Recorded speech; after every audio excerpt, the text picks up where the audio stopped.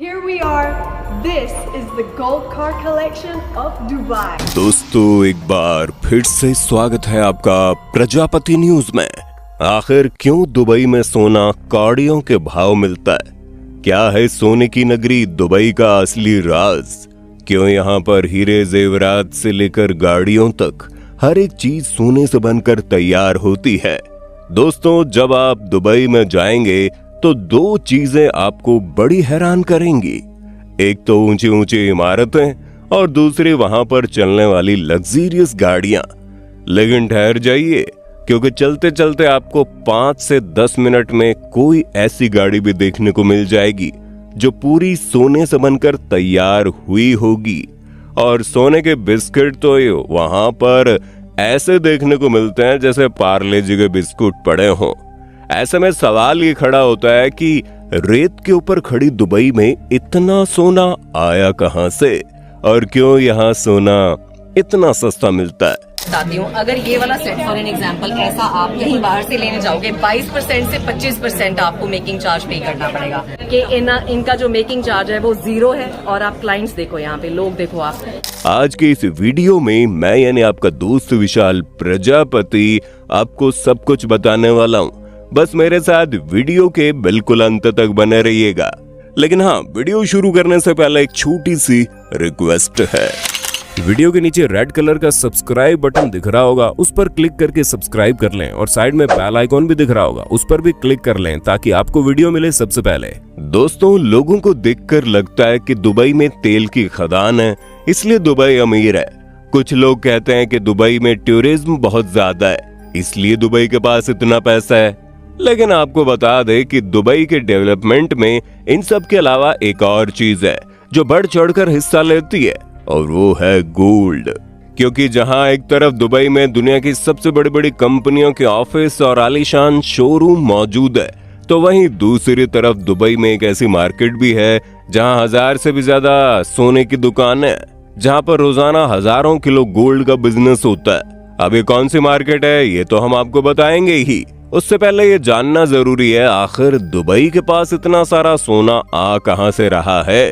असल में दोस्तों दुबई साउथ अफ्रीका से बहुत बड़ी मात्रा में कच्चा सोना इंपोर्ट करता है, और फिर उस कच्चे सोने से एक से बढ़कर एक खूबसूरत ज्वेलरी तैयार की जाती है, जिसमें दुबई की स्टाम्प लगते ही ज्वेलरी का रेट दुबई में मौजूद सोने के रेट के बराबर पहुंच जाता है। इतना ही नहीं, दुबई में तैयार हुई ये ज्वेलरी दिखने में इतने खूबसूरत और प्योर होती है जिसे न केवल दुबई में बल्कि दुनिया भर में भेजा जाता है। और इस काम में भारत और चीन सबसे आगे हैं। तभी तो दुबई हर साल लगभग 1200 टन सोने का व्यापार करता है। आपको बता दें, पूरी दुनिया में जितना गोल्ड बेचा जाता है उसका एक सबसे बड़ा हिस्सा यानी कि लगभग 29% सिर्फ दुबई का ही होता है। यहाँ पर सोने की मार्केट इतनी बड़ी है कि दुबई के गोल्ड सेक्टर में करीब 4086 कंपनियां काम करती हैं। हालांकि हमारा भारत भी कुछ कम नहीं है, यहाँ भी सोने का क्रेज लोगों के सिर चढ़कर बोलता है। शादी ब्याह से लेकर एनिवर्सरी तक हम भारतीय सोने का बड़ा इस्तेमाल करते हैं, और दुबई के अंदर तो बहुत बड़ी संख्या में भारतीय ही तो रहते हैं जो सोने में इन्वेस्ट करने से पहले एक बार भी नहीं सोचते। भारतीयों के बाद दुबई में सबसे ज्यादा सोना पाकिस्तान, ब्रिटेन, सऊदी अरब, ओमान और कनाडा के लोगों के पास है। अब आप सोचेंगे सोना तो दुनिया भर में मौजूद है, तो दुबई में मिलने वाला गोल्ड इतना मशहूर क्यों हो गया भाई? असल में दोस्तों दुनिया भर में सोने की शुद्धता और गुणवत्ता के मामले में दुबई अव्वल नंबर पर आता है। दुबई में जितने भी ज्वेलर्स गोल्ड बेचते हैं वो सारा गोल्ड सरकार द्वारा उनकी शुद्धता और गुणवत्ता को चेक करके प्रमाणित किया जाता है। इतना ही नहीं, हर ज्वेलर को अपने शॉप से बेचे जाने वाले हर आइटम पर सोने की शुद्धता का हॉलमार्क लगाना बहुत जरूरी होता है, जिससे पता चलता है कि सोना कितने कैरेट का है, जिसकी मान्यता पूरी दुनिया में है।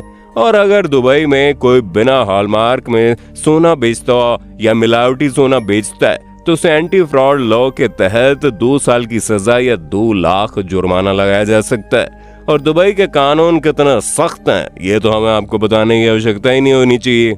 और सबसे इम्पोर्टेंट बात यह है कि दुबई में सोना बाकी दुनिया के मुकाबले काफी सस्ता है। जहां बाकी देशों में सोने के ऊपर कई तरह के टैक्स लगाए जाते हैं, हमारे भारत में 75 तरह के टैक्स सोने खरीदने पर लग जाते हैं, जिसकी वजह से सोने की ज्वेलरी काफी महंगी हो जाती है।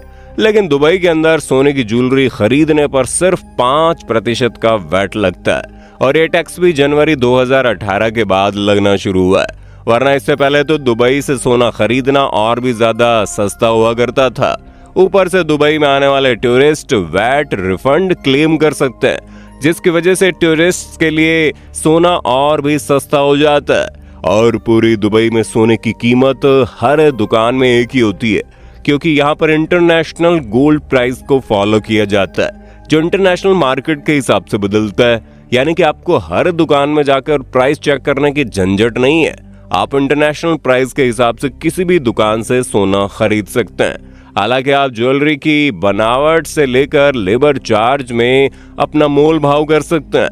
और दोस्तों, अगर आपका मोल भाव करने का अंदाज बढ़िया है तो आपको दुबई से गोल्ड शॉक जरूर जाना चाहिए, क्योंकि दुबई का ऐसा ट्रेडिशनल गोल्ड मार्केट है जहां 1000 से भी ज्यादा दुकान है।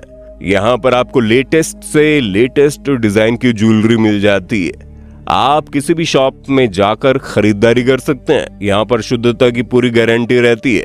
दोस्तों, दुबई से गोल्ड खरीदने का एक सबसे बड़ा फायदा ये है कि जब आप यहाँ से खरीदा हुआ सोना एक्सचेंज करने जाते हैं तो जितना वेट आपकी ज्वेलरी का होता है उतना पूरा सोना माना जाता है, और कोई भी भट्टा नहीं काटा जाता।